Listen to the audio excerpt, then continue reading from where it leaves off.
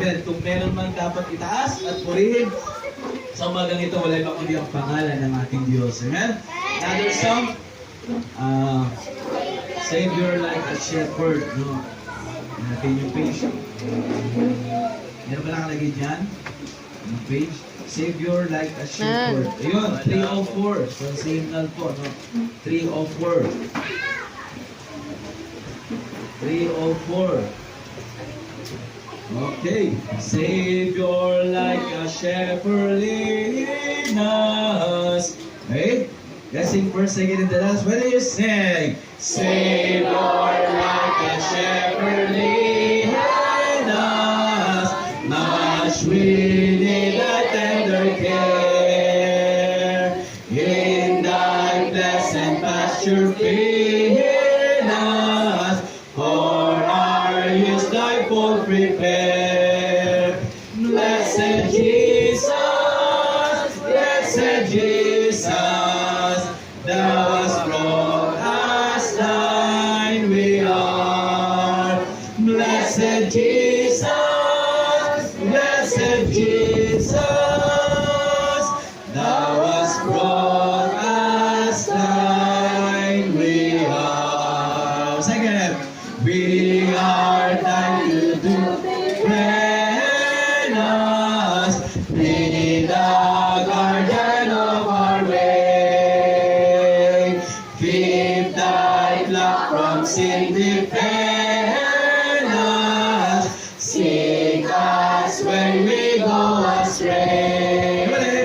Blessed Jesus, blessed Jesus, hear us when we pray. Blessed Jesus, blessed Jesus, hear us when we pray. On the last, early let us seek thy favor. Early let us do thy will. Blessed Lord and only Savior, with thy love our bosoms fill. Blessed Jesus, blessed Jesus, thou hast loved us still. Blessed Jesus, blessed Jesus, thou hast loved us still.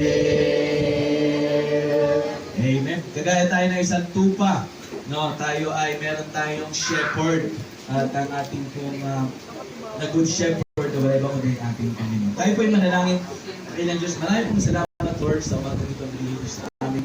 Bagamat sumama ang panahon, baha, at maraming mga struggle sa bawat isa. Still, Lord, pinupuri namin kayo at pinasasalamatan dahil kayo ay tunay na buhay na kasama namin, Panginoon, at kami po'y binibigyan nyo palagi ng pagkakataon. At ngayong umaga, panibagong pagkakataon, panibagong buhay na kung saan kami po ay magpupuri, magpasalamat sa iyo, at i-appreciate ang inyong pong kapatiyan sa amin. Ngayong umaga, pagpalain niyo po ang aming service, bless niyo po ang aming bilang, at bless na rin po ang preaching na papangaral po ngayong umaga. Bless niyo po ang lingkod, give the wisdom, at kayo po ang makangusap sa bawat isa. Kung meron po nanghihina, problema, struggle, mga nanlalamig spiritual, muli niyo pong pag-initin, muli niyo pong ma-encourage.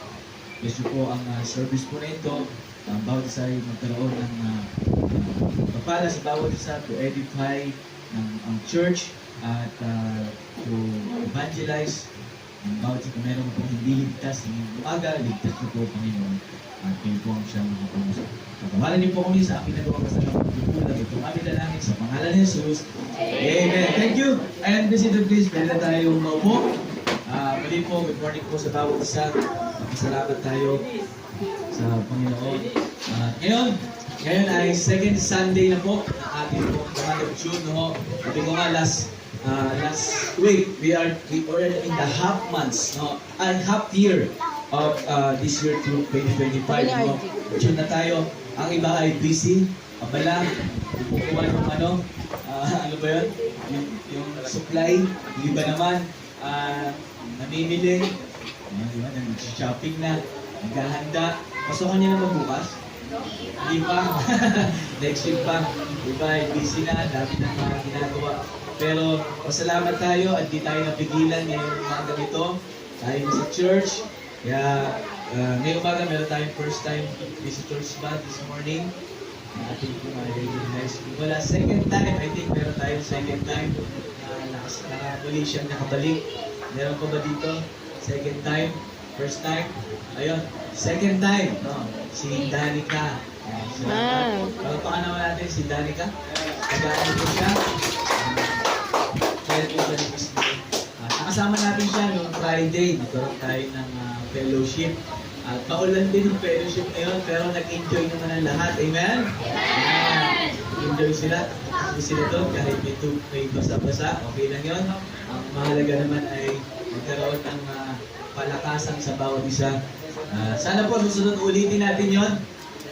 Yung holiday, walang pasok, ay para maano po natin, may makasama po yung iba po na hindi nakasama. Ngayong umaga, ay meron tayong birthday celebration. Sino yan? Ano nakasulat yan? Renz. Si Renz. Pagalawis. Amen. Birthday niya today. Meron pa ba? Birthday niya nung ngayong week na darating, 9, 10, 11, 12, 13, 14, 15. Ikaw kailan? 13. Tama ba? 15 nakalagay. Ano? 13? 13 ba nakalagay dyan? Ayun. Malabo lang matadari. 13. Oh, ngayong week na yun, oh. Okay, tatamaan. Kakantahan natin siya. Dalawa sila. Si Madaret sa si Miss Jane. Okay. So, pero ang birthday ngayon si Madaret. Tayo tayong lahat. Awitin natin ang birthday. Sa natin ang pag-awit. Laksa nyo para magpapansit. Okay. Tayo po ay umawit. Happy birthday to you. Meron pa ba? Diyan? Wala na? Okay, sige. Ready? Tapos, ligay ng buhay. Awitin natin.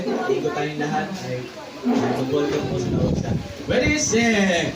Happy birthday to you. Happy birthday to you. Happy birthday. Happy birthday. Happy birthday to you. Amen. Happy birthday. Brother Renz, keeping on, kaya magpatuloy, malakas ang journey to this day. Pwede natin, ligay ng buhay. Ano ba yung nandiyan ba? Sige, yun na lang. Baka makaway pa.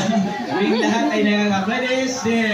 Kaming lahat ay nagagalak na makasama ka sa pangalan ng Panginoong Jesus. Ang araw na ito, ang Diyos ang may likha upang makilala ka at nang makapiling ka.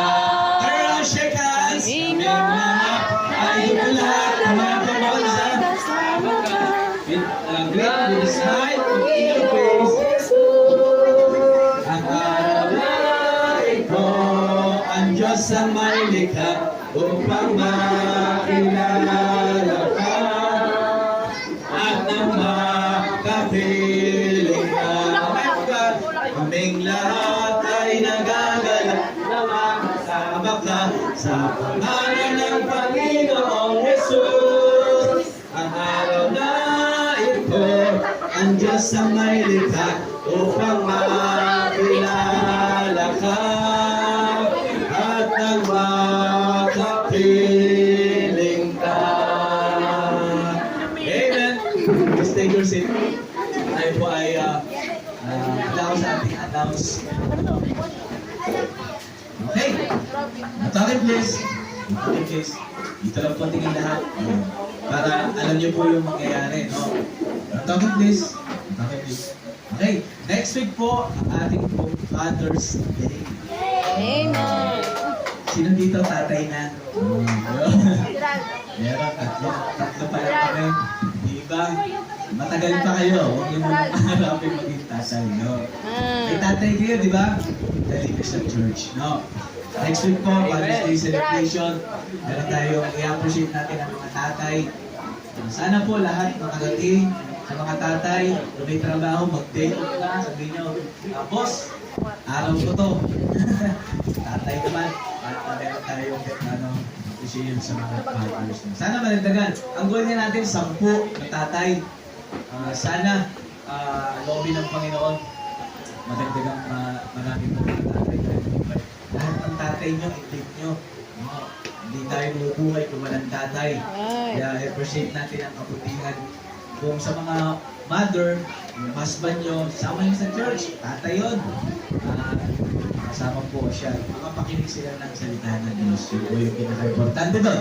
At huwag natin kalilimutan po yan. By the way, kahapon po meron tayong baptism. Meron tayong naidagdag wala sa church ng Panginoon. Isa lang po yun. Isa lang. Marami sana sila kaso hindi available yung iba. Kaya sa susunod na magkakataon na lang sila. But still, kahit siya lang mag-isa, ay sumunod pa rin sa Panginoon.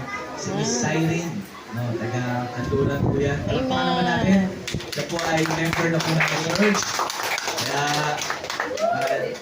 hindi lang po ang church ang nagpatutuwa, syempre ang Panginoon. At mas lalo, yung binaptize, dapat tuwan-tuwa yan. No? Kasi siya ay nagpabilang sa church ng Panginoon. Dahil hindi lahat napapabilang sa church ng Panginoon. No? Ang salvation para sa lahat, pero kapag ikay naging member ng simbahan, privilege. Privilege yung kapaglingkod sa Panginoon. Kaya si Siren, hindi na siya guest, siya po ay member na. Okay? Wait no, ay hindi pa na-baptize, ang tawag sa'yo guest. Okay? Yes. Okay? So, wala nang kalimutan. Sa last Sunday po, meron ulit tayong church fellowship. 5th Sunday tayo ngayon. So, mga 2-3 linggo pa ang ating paghahandaan. Mayroon tayong potluck. So, mag-stay na po ang bawat isa.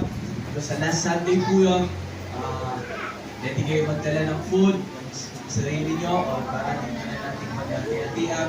Ano po yung pagkain na madala? Okay lang. Kung wala, okay lang din. Walang problema. Tapos manaklak, mag-start tayo sa ating fellowship. Tapos mga gari na hindi matatapos. Okay? Sana po pagandaan po natin. Then, Wednesday service, wala natin kalilimutan every Wednesday, 6 p.m. and 7 p.m.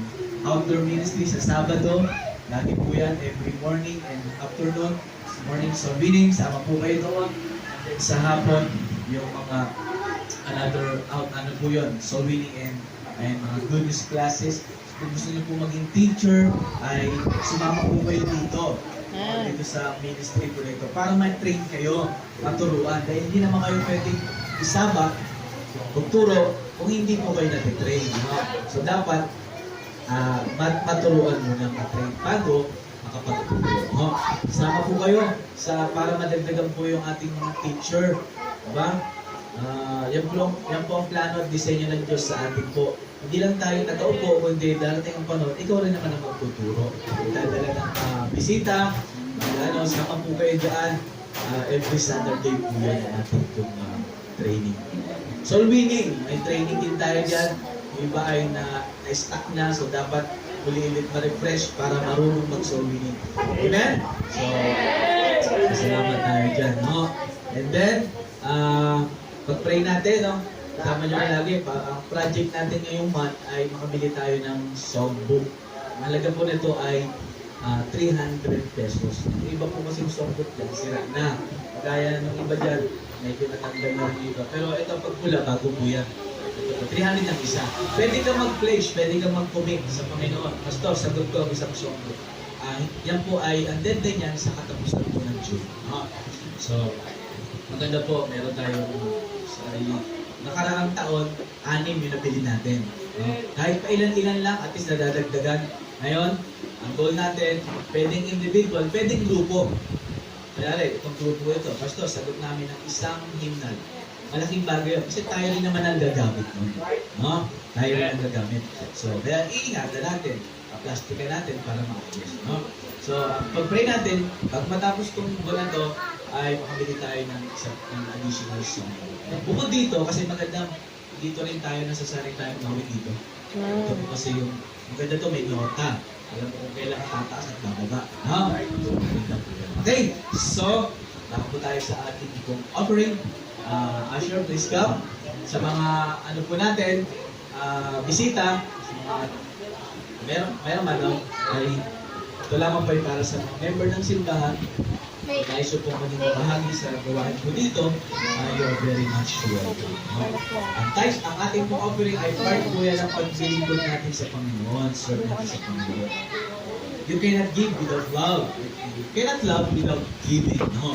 Kaya nga dito natin makikita ang totoong pagmamahal natin sa Panginoon. The list of giving, no? Ang pinakamaliit na pwede mong maibigay sa Panginoon, alam nyo, ang pera. Pinakamaliit.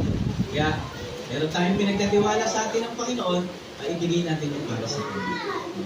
Yung commitment po natin, ang iba nag-pledge about sa commitment po natin sa church, sa church land, ay ano po natin yan. Para di mahirapan yung iba, pwedeng pwedeng naman yung unti-unti para dito. Hirap po sa bahay. Okay? So, kaparin natin ang ating offering.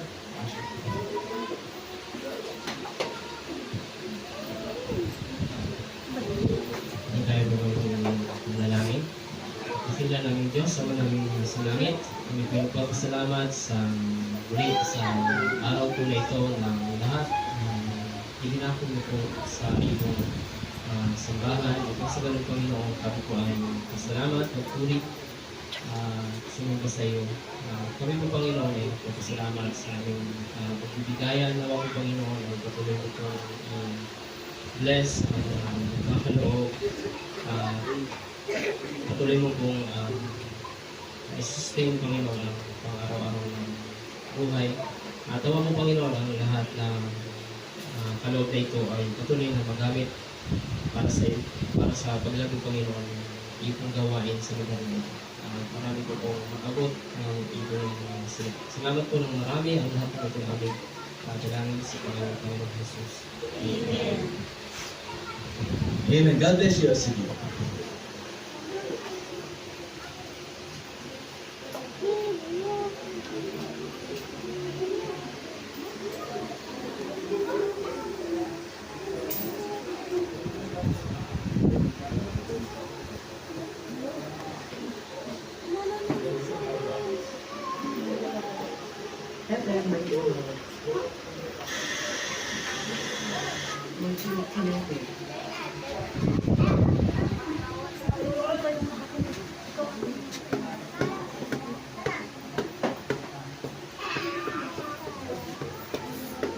Sino connected?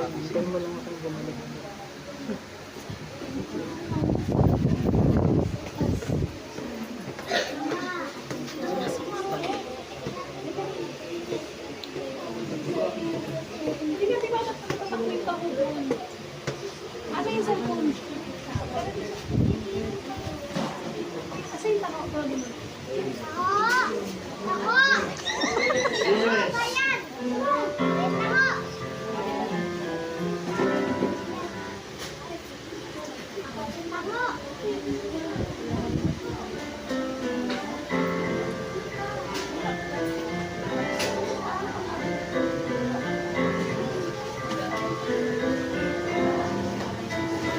I will praise to every soul at the cross this made me whole. When my Savior took control and washed my sins away.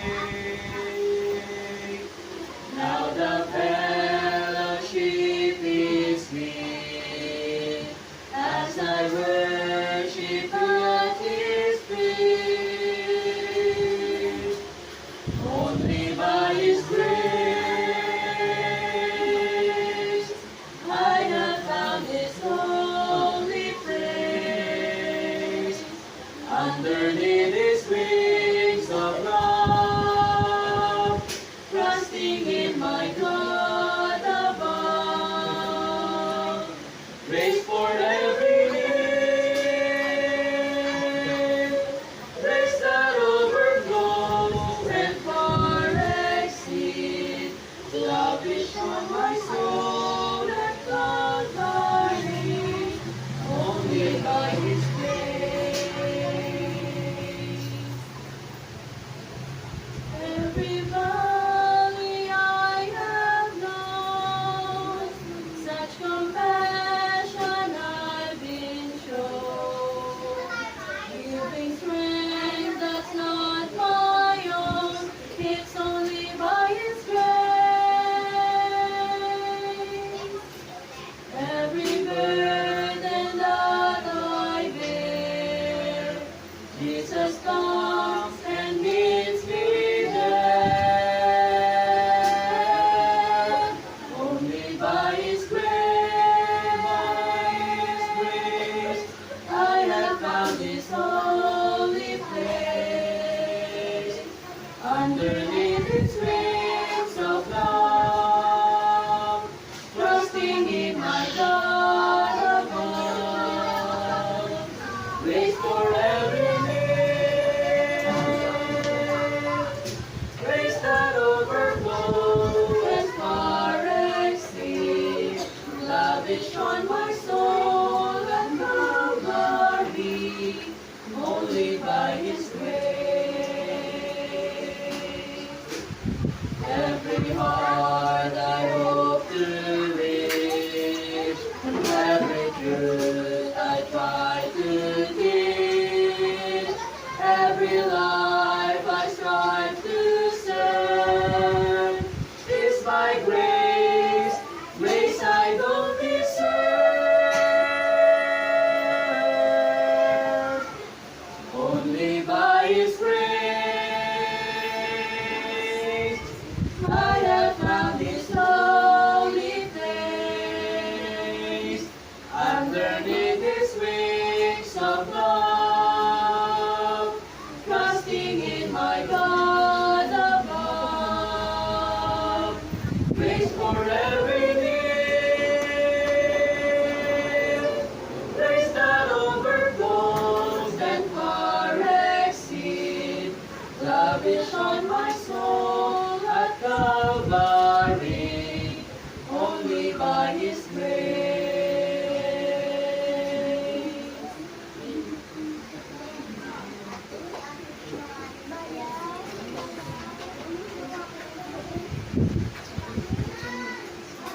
Audio equipment. Bakit mo rin?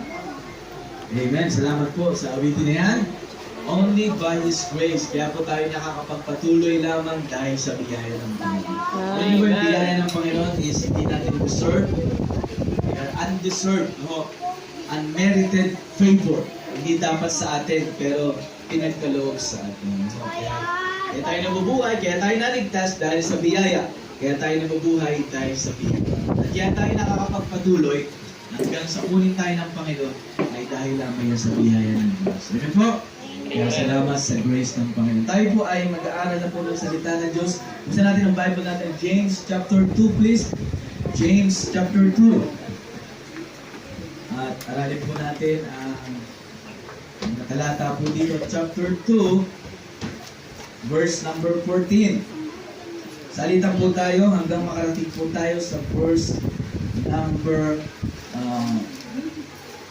26. No? Verse 14 until verse number 26. Tayo po tayo lahat kung nakita na po. To give reverence in the Word of God. Verse 14 to 26. No? Babasahin po natin ito ng salitan. Ako sa 14, tapos kayo naman po sa 15. Okay? James chapter 2, verse number 14. Kung nakita na po, please say Amen. Amen. Right? Sabi ng verse number 14, what doth it profit, my brethren, though a man say he hath faith and have not works? Can faith save him? 15. If our brothers or sisters be naked and destitute of daily food, And one of you say unto them, Depart in peace, be ye warned and filled, notwithstanding that you give them not those things which are needful to the body, what doth it profit? Even so faith, if it hath not works, is dead being alone. Yea, a man may say, Thou hast faith, I have works. Shew me thy faith without thy works, and I will shew thee my faith by my works. Thou believest that there is one God. Thou dost well because of belief tremble. 20. But wilt thou know of vain man, the faith without works is dead. Our Father justified by works, when he had offered his son upon the altar. Since thou have faith, wrought with his works, and by works, by faith made perfect, And the scripture was fulfilled which saith, Abraham believed God, and his accounted unto him in righteousness, and he was called the friend of God. you see then how that by works a man is justified, and not by faith only. Likewise also Rahab was justified by works, when she had received the messengers and had sent them out another way. Altogether, verse number 26, For as the body without the spirit is dead, so faith without work is dead also. So we like to preach the subject of to become a growing, mature, kasi ang team natin is about determined to grow. No, we need to mature in service. No? Christian service. How to become mature in Christian service. No? Tayo po ay manalangin, pagpalain niyo po, Panginoon, ang aming pag-aaral yung mga salita. At itong mga talatang nabasa namin, maging kaliwanagan sa bawat isa. At encourage sa bawat isa. At mas lalo pang lumago, spiritual. At kami po ay mahalin po namin kayo. Increase our faith. At kayo po, Lord, ang patuloy na maghamon sa bawat isa. Mag-involve sa ministry, mag-involve sa sowing. Kayo po, Lord, ang patuloy na makapangusap. Ito po aming dalangin sa pangalan ni Jesus. Amen. Thank you, and blessed please. No? Isa pong mababasa natin dito sa talatang ito ay huwag po tayo masyadong maguluhan. No? Itong talatang ito ay marami pong gumagamit nito. Pero ito pong binasa natin ay about po sa pananampalataya ng isang tao. No, itong babasahin natin, ang kausap po ni James dito, wala iba kundi ang mga Kristiyano. No, sabi dito sa verse number 1, My brethren, have not faith in our Lord Jesus Christ, the Lord of glory, with respect of person. Ang kausap niya, mga ligtas na, mga sumampalataya na sa Panginoon Jesucristo. Ngayon itong si James, no, ay siya po kasi, ang kanya pong makikita natin yung problem, no, pero hindi siya contradiction sa pangangaral ni Paul na doon sa Ephesians chapter 2 verse number 8 na kaninang nirecite po natin na for by grace are you saved through faith. No, sa pananampalataya, doon tayo naligtas. Itong turo po ni James, no, ay ito po, siya po yung kung saan is kailangan mong patunayan kung meron kang pananampalataya sa Panginoong Jesucristo na yung tinanggap, kailangan makita sa buhay mo. Yun po yung ibig sabihin niya rito. Wala pong kinalaman ang kaligtasan po rito. Ito po ay, pag sinabing faith without works is dead, ang pananampalatayang hindi nakikita, no? Hindi nagmamanifest. Kumbaga, sa isip lang pero hindi nakikita sa buhay ng isang tao, ang sabi ng ni James ay patay. Kaya makita natin the problem of this text ay hindi natin pwedeng paghaluin o hindi pinag-uusapan po dito ang kaligtasan.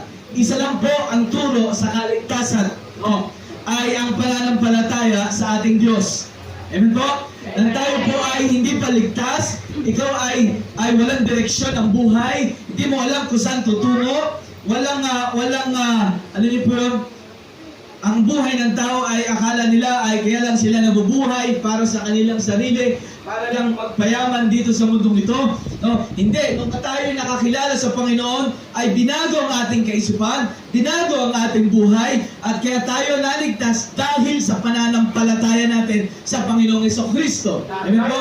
Kaya tayo ngayon ay meron ng buhay na walang hanggan. Kaya iba po, ang turo po, ang binasa po natin ay walang kinalaman dito ang kaligtasan. Ito pong sabi ni James, no, ang pananampalataya natin sa Panginoon na hindi nakikita, na hindi nagmamanifest, na kumbaga, head knowledge lang at sinabi lang. Pwede tayo magpanggap, pwede ang tao magpanggap, tinanggap ko na ang Panginoon. Pero naman akong pananampalataya sa Kanya. Pero, tiyakin mo, yung pananampalatayang meron ka ay nagliligtas. Merong pananampalatayang hindi nagliligtas. Kaya sito, na yung pananampalataya mo, yan po yung tinanggap mo, at yan po yan po yung magliligtas sa atin. No? Kaya nga po, maintindihan natin, no? Ito po ay, makita natin the problem. And then number 2, the pattern. What is the pattern of this text? No? Nagbigay po ng dalawang example of head faith only and head and heart faith. Pag sinabing head faith only, sa isip lang, pero hindi sa puso. Okay? Yan po yung mga tao na sumasabay lang sa agos. Sa isip lang nila pero hindi tao sa puso. Kaya nasito na ang ating pananampalataya ay nanggagaling sa puso. Dahil ang binabago ng Diyos, hindi ang isip muna. Ang una niyang binabago, ang puso ng tao. Kasi ito po ay makasalanan. Pwedeng magpanggap ito. Madaya ito. Okay? Madaya ang feelings. Madaya ang pakiramdam. Kung minsan nag-iisip tayo, parang may sakit ako, parang lalagnatin ako, parang wala ako sa mood, ayoko magsimba, no, wala akong gana, because feeling ay madaya. Kaya nga dapat, ang hindi feelings yung nangingibabaw sa atin, no? Wala iba kundi ang pananampalataya. No? Sa lahat, dapat ang gusto ng Panginoon, meron kang malalim na pananampalataya, na kahit may problema, tuloy pa rin, na kahit may pagsubok, punta pa rin sa church, kahit gipit, kahit maraming gastusin, maglilingkod pa rin sa Panginoon. Dahil ang ating pong pananampalataya ay nakatungtong sa ating Diyos. Hindi sa ating sarili. Pag tayo nakaasa lang sa ating sarili, ay hindi tayo magtatagal. Kaya marami na nga umalis, marami na nga nawala. Kasi bakit? Baka yung pananampalataya nila ay sa kanilang sarili lang. Pero kung ikaw ay nakatungtong doon sa pananampalataya natin sa Diyos, umaasa lang tayo sa Diyos, yung lakas natin ay galing sa Diyos, no? Tatagal ang Kristiyano na yan. Kasi bakit? Nakasilig siya, nakasandal siya sa biyaya ng Panginoon. Anong pattern? No. Kasi meron pong nadadaya. Meron pong nadadaya na kung saan akala niya ligtas siya pero hindi pala. No. Kaya nga, dapat siguraduhin natin ikaw ay ligtas, na iyong tinanggap at sinampalatayanan ng buong puso ang Panginoong Jesucristo. Na ikaw ay pag namatay, sigurado 100% sa langit tutubo. Dahil hindi lahat na nasa loob ng simbahan ligtas. Baka marahil iba sa atin ay sumasabay lang sa agos. Kaya nga ito ang kaligtasan, hindi sa isang grupo. Ang kaligtasan is individual, personal relationship with God. Marahil baka ikaw ay hindi paligtas, ngayong umaga ay kailangan mong maligtas dahil ang kamatayan ay tiyak. Hindi natin alam kung kailan darating ang kamatayan. Baka marahil bukas o ang susunod na bukas mamatay tayo. Kaya be sure na ikay ligtas. Amen. Kasi hindi mo maintindihan, hindi ka makakatagal sa paglilingkod at pakikinig ng salita ng Diyos kung hindi ka ligtas. Pero ang mga ligtas, kayang-kayang tumagal yan. Amen? Kayang-kayang mag-antay. Kayang-kayang magtiyaga. Kayang-kayang magsakripisyo. Kayang-kayang gumastos. Dahil siya po ay una-una may pananampalataya sa Panginoon. Dati iba ang pananampalataya natin. Tayo nananampalataya lang tayo sa tradisyon. Kung anong nakagisnan. Kung anong nakikita sa karamihan. Pero ngayon iba na. Iba na ang pattern ng Panginoon sa atin. At nabigay siya ng example, kagaya ni Abraham. No? Kasi mismo, ang devil, naniniwala sa Diyos. Kilala niya ang Diyos. Kilala niya ang Diyos. Kilukso niya pa nga eh. Di ba? Nung nag-fasting si Jesus, 30 days and 40 nights, lumabas ang Diablo. Kilukso si Jesus. Na sabi niya, kung ikaw Diyos nga, talon ka nga daw, gawin mo ang tinapay ang bato. At kumain ka, nagpa-fasting nga siya. Bilhin nyo, kung ikaw ay Diyos, naniniwala siyang siya Diyos. Di ba? At sabi niya, nagbigay pa siya ng talata na susulat sa Bible. Naniniwala rin siya sa Bible. Kaya, kung ang Diablo naniniwala sa Bible, naniniwala din sa Diyos na si Kristo ay Diyos. No? Amen. How much more ang mga tao? Dapat mas maniwala ka na si Kristo ay Diyos. Amen po? Kaya nakakalungkot, maraming tao hindi naniniwala sa Diyos. Si Kristo ay Diyos, pero ang Diablo naniniwala siya. So kaya nga, ang pattern ng nagbigay siya ng example. Si Abraham, kaya naligtas by faith and by grace, sapagkat nanampalataya siya sa Panginoon, kaya siya ay naligtas. No? Si Rahab, yan si Rahab, nabasa natin dito kanina. And Rahab, the harlot, justified by works. Siya po ay dating harlot. Ano niyo po yung harlot? Babae na mababa ang lipad. Maraming asawa. Iba-iba. Yan yung kanya pong, yan po yung harlot. Iba-iba na asawa. Pero nung siya'y naligtas, binago ng Panginoon, at pagkatapos, ginamit din siya ng Panginoon. Kaya yung kanyang anak, ay doon, nung siya'y, ganun ang kanyang buhay dati, pero nung nampalataya siya sa Panginoon, sabi ng Bible, he justified by works, kasi ginamit siya ng Panginoon para po may pagpatuloy ipangaral ang salita ng Diyos, at ang kanyang anak doon na ipasa. Yung anak niya ginamit ng Diyos. Yung akala natin taong hindi magagamit, yung akala natin imposibleng magbago, di ba? Si Mary, kaya si Mary hindi mother of Jesus, no? Si Mary, siya rin po ay isang harlot, isang prostitute, no? Pero siya ay nakita ng mga caught in the act, no, na siya po ay nagko-commit ng adultery. Kaya ang tao ngayon, galit na galit sa kanya, gusto siyang batuhin, gusto siyang patayin, kasi bawal na bawal yun noong unang panahon. No, na nakikisama ka sa ibang may asawa. And then, babatayin siya ng mga tao. Dumating ang Panginoon. Ang sabi niya, kung sino sa inyong walang kasalanan, batuhin nyo. At hindi makabato yung mga tao. Kasi alam nila, guilty sila, may kasalanan din sila. So makikita natin, ang Panginoon sa Kristo, walang pinipiling tao. Kahit nasabi na, and then nung si Mary ay tumanggap sa Panginoon, nanampalataya, alam niyo ang ginawa? From that day, ay wala nang ibang ginawa si Mary kundi sumunod sa Panginoon. Iniwan na ang kanya pong dating gawin, ang dating ginagawa niya. Iniwan, hindi na siya bumalik doon.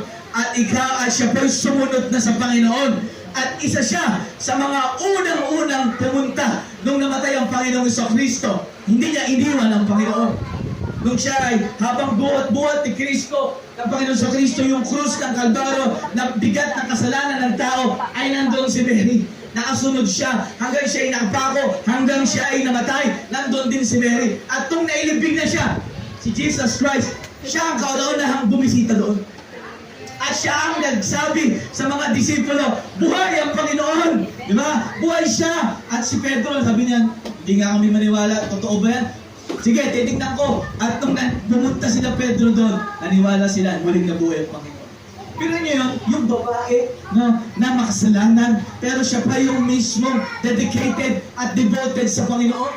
Kasi bakit? Lahat po ng mga tunay na naligtas, merong magagawa, merong magbabago sa buhay, merong pong bagong direksyon sa kanyang buhay. Dati hindi ka naman nagsisimba. Dati hindi naman ganyan ang damit mo. Pero bakit ngayon, binihisan ka na ng Panginoon? Dahil yan sa ating pananampalataya sa ating Diyos na dapat mag-manifest sa atin. Dahil totoo po, ang tunay na ligtas, it will close. Maano yan, lalabas at lalabas yan. Merong magbabago, hindi pwedeng wala. Kung walang nagbabago, hindi natin pwede i-judge. Pero kung wala talaga nagbabago, you must be born again. Kailangan mo maligtas ulit. Dahil dapat, sabi ni James, faith without work is dead. Hindi na pwedeng nanampalataya ka, sinabi mong nanampalataya ka, pero hindi naman nakikita sa buhay mo. Ang pasok dito yung Christian service. So, sa ano natin, kung sinasabi mo meron kang pananampalataya, pero ayaw mo sa salita ng Diyos, there's something wrong. Baka hindi ka patunay na nanampalataya kasi dapat magmamanifest yan. Merong bunga yan. Tingnan niyo itong batang to. Ito si Utoy. Naka-long sleeve na. Di ba? Dating hindi naman nagsusuot ng ganyan. Pero bakit ngayon binago na? Kasi bakit? Faith, it will close.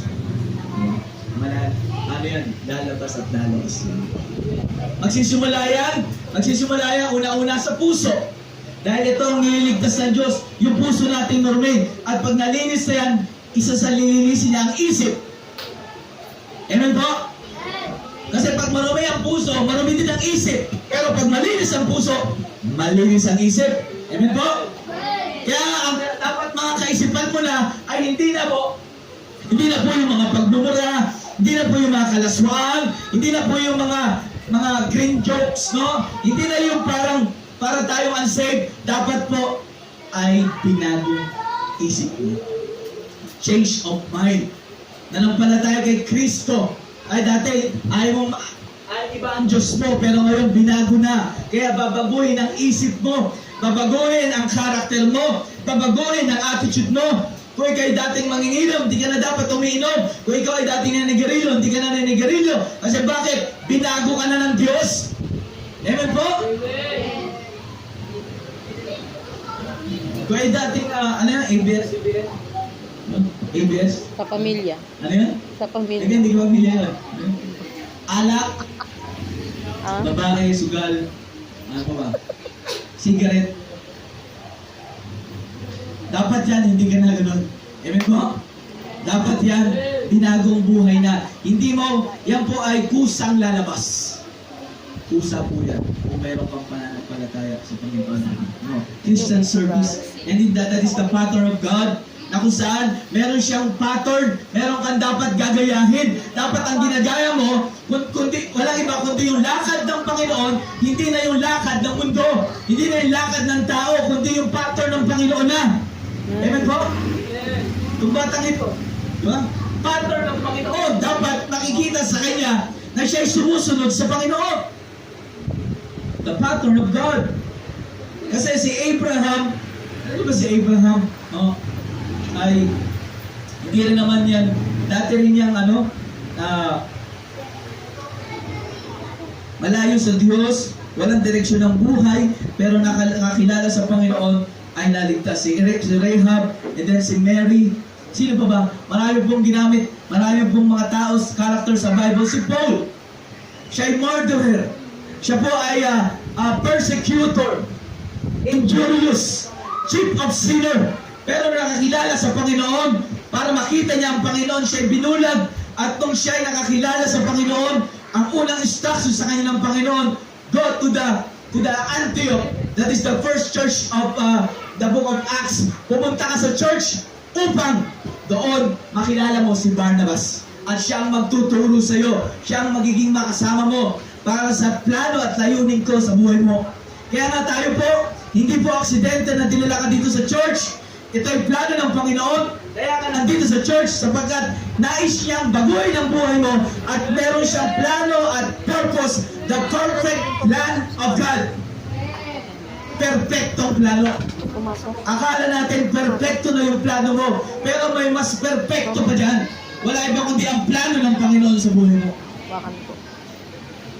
The pattern of God, and last, the principles of God. Hindi natin the problem, siyempre may solution, the pattern, and then the principle of God. What is the principle of God? At sabi dito, sa binasa natin, faith, if that not works, is dead, being alone. Hindi pinag-uusapan ang kaligtasan ulit para hindi tayo malito. Kundi po, yung ating pong pananampalataya, dapat po, sabi nga, work out your salvation. Sabi ng Bible, pag sabing work out your salvation, hindi mo itatrabawin ang kaligtasan, kundi pag sabing work out, no, magmamanifest, makikita sa buhay mo ang katotoong kaligtasan. Dapat po ay makita sa atin na kung saan every service ay dapat nasa church ka. No, dapat ikaw ay nagbabasa ng Bible. Do you read your Bible? That is the principles of God. Hindi ka lang, huwag ka lang makontento na nag-preach si pastor. Pupunta ka sa bahay, tuturuan ka. Huwag kang makontento lang doon. Isang bagay na nakikinig ka doon, maganda yan. Pero dapat personally, nagbabasa ka ng Bible. Gaano kadalas ka nagbabasa ng Bible o sa cellphone? Ano ang mas priority mo? Hawakan ng cellphone o hawakan ng Bible? Hindi masama ang cellphone. Don't get me wrong. Nagiging masama lang yan kung nandyan na ang iyong buhay. Ni minsan na hindi mo nawakan ng Bible, yan po ang nagiging masama. At kaya nga po, may prinsipyo ng Panginoon na dapat po araw-araw pinabasa natin ang salita ng Diyos. Para in order to grow, para ikay lumago, kaya minsan inanghina ka, para wala kang gana. Kasi bakit? You don't read your Bible. Hindi ka nagbabasa ng salita ng Diyos. Kaya nga, dapat po, habang tayo'y tumatagal, lumalago, dapat mas lumalalim sa salita ng Diyos. Nagpipray. Kanina umaga, nagpray ka ba? Pag-isip mo? Baka pa kanina, pag-isip mo, biglang, kung ano na yung mga ginagawa natin. Dapat, una pa lang, pagmulat pa lang ng mata natin, ay una-una natin kakausapin. Wala iba kundi ang Panginoon. Dahil meron ka ng pananampalataya sa Diyos, ikay ligtas na, binago ka na ng Diyos, meron ka ng buhay na walang hanggan. So dapat ikay matutong manalangin. Kasi sabi ng mga disipulo, Lord, teach us to pray. Turuan mo kami ng panalangin na kagaya ng ginagawa mong panalangin. Kasi maraming tao, nakakalungkot, maraming kabataan ngayon, hindi pa rin mag-pray. Pray ka. Sabi, hindi ako marunong. Kasi bakit? Kasi hindi natuturuan. Kaya nga tayo dinadala dito sa church para matuto tayong manalangin. Because prayer ay talking with God, communication with God. Paano makakausapin ng Panginoon without prayer? Kaya napakahalaga ng prayer. Church attendance. Mahalaga ba ang church? Yes, mahalaga ang church. Kasi dito po tayo lalago. Dahil kaya naman hindi lalago ang isang Kristiyano kung wala sa loob ng simbahan. Never lalago yan. Sabi na iba, Pastor, dito lang sa bahay. Magla-live na lang. Kaya minsan hindi naman tayo magla-live. Load na lang ako. Okay na dito. Sabi ng Panginoon, huwag pabayaan ang pagtitipon. Pagtitipon. Hindi sinabi ng Bible, huwag pabayaan ng live stream. Hindi sinabi ng Panginoon. Dito lang ako sa bahay. No? Kuya-kuyakoy, araw ng linggo, kuya-kuyakoy, diba? Dapat pag linggo ay araw ng Diyos, ikaw ay nasa bahay ng Panginoon. Amen? Yes!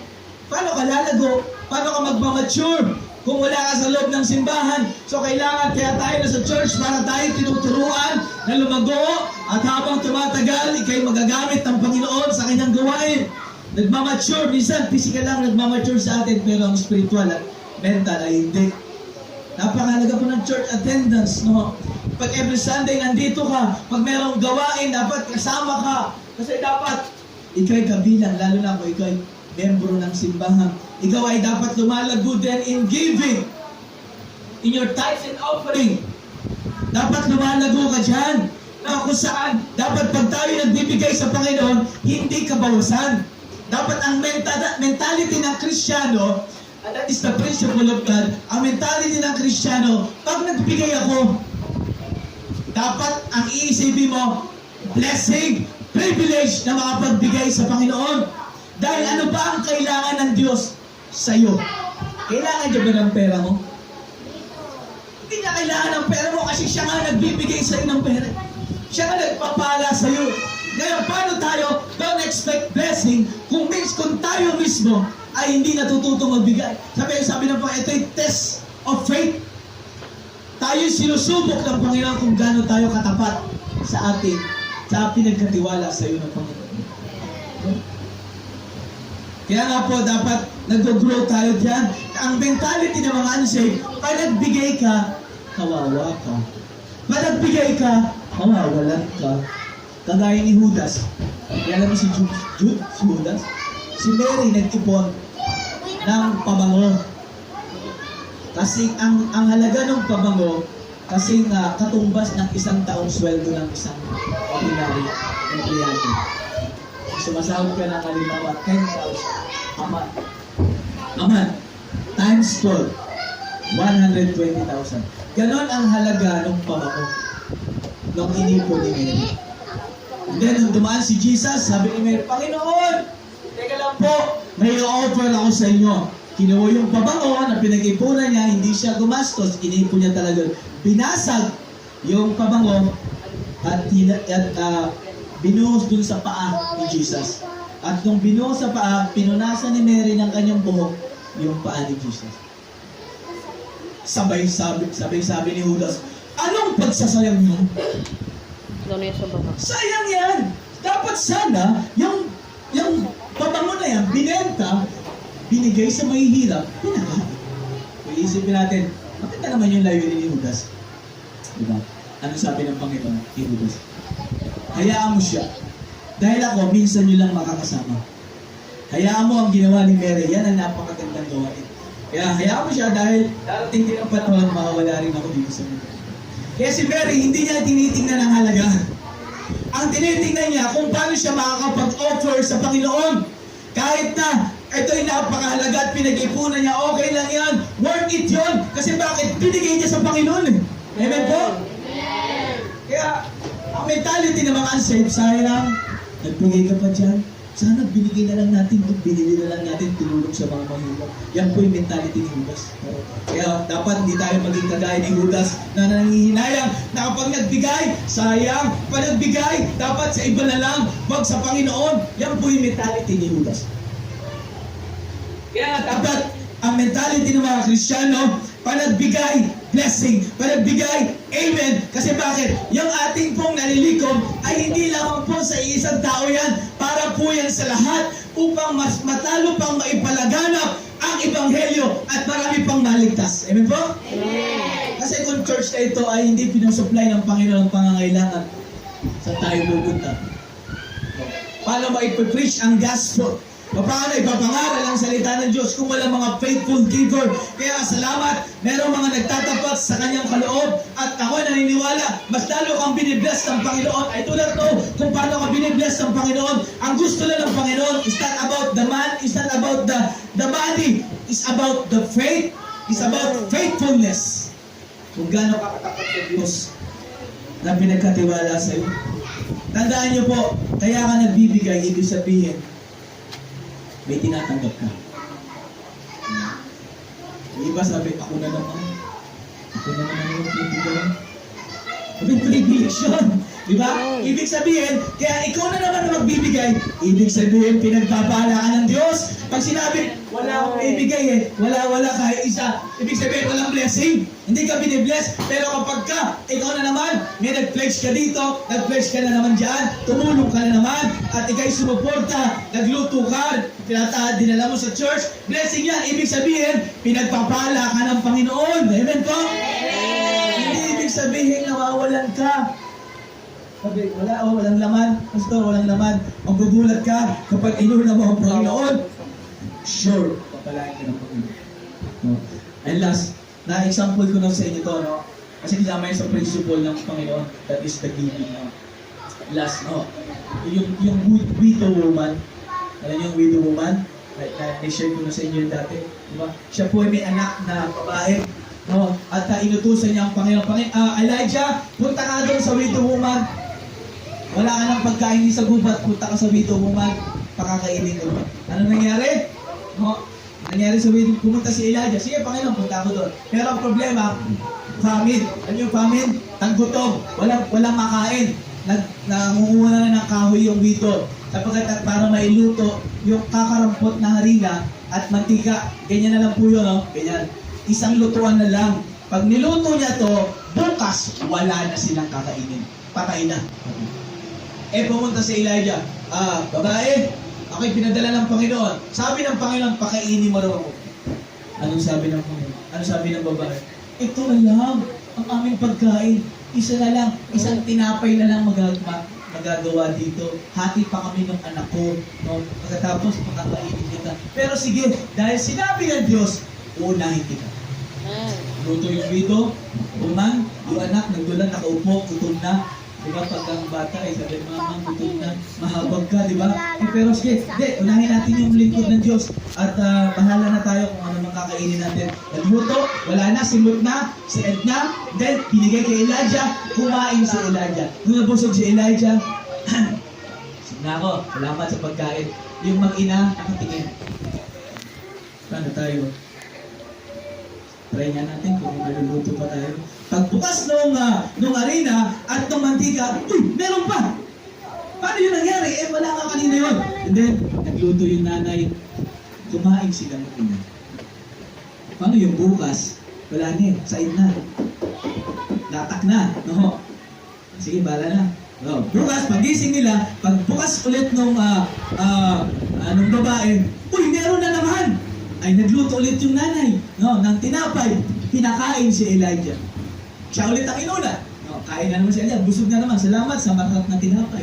Donut, nakain. Sabi nung meron pa ba?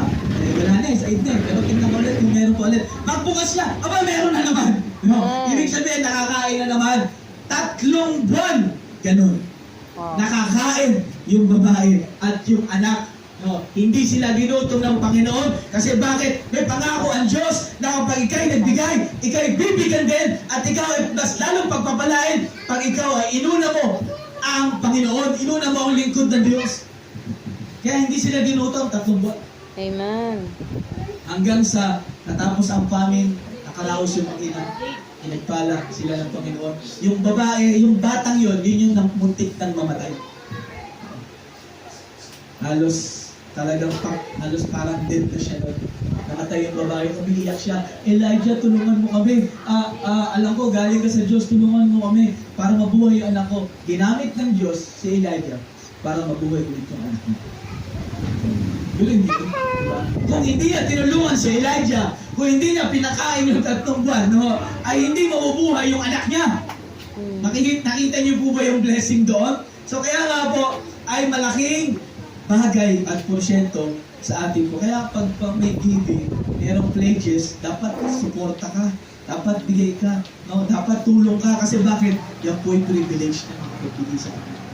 Iba nga sabi nila, basta ano po pwede namin magawa? Sabi, nakakatuwa yung ganun mga Christian.